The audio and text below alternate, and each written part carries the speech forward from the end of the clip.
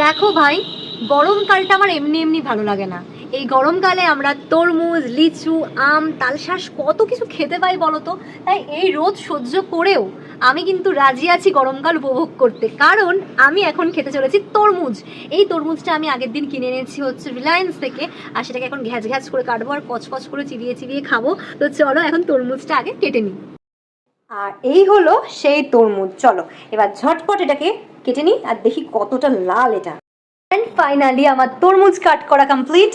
এক বোল ভর্তি একদম তরমুজ নিয়ে নিয়েছি, আর বাবা মারটা কিন্তু ফ্রিজে ঢুকিয়ে দিয়েছি একটু ঠান্ডা করার জন্য। আর এই লাল লাল তরমুজ দেখেই তো ভীষণই আমি আর রিফ্রেশিং লাগছে।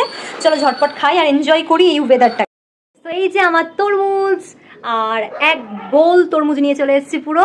এখন আমি এটাকে এনজয় করবো আর খেয়ে বলবো তোমাদেরকে টেস্ট কেমন। চলো কাঁটা চামচ দিয়ে একটা তরমুজ। মিষ্টি আছে।